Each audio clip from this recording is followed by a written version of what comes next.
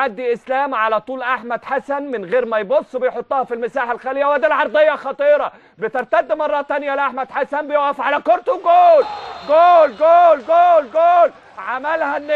عملها النجم احمد حسن. بقول لحضراتكم عايز يقول انا هنا، وبالفعل في الدقيقه 16 من اول خطأ يقف على الكرة وبحس الهداف وبلغة الهداف بيضع الهدف الافتتاحي له هذا الموسم أحمد حسن، بعد ما بدأها بلمسة حلوة جدا جدا. كرة عرضية من أحمد عيد، تلاقي على طول الصقر المصري أحمد حسن واحدة والتانية على القدم الثابتة لعماد السيد.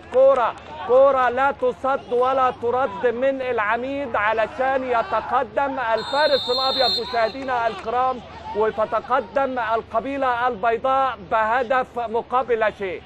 1-0 في الدقيقة 16 للنجم أحمد حسن بعد كرة بمجهود فردي بدأ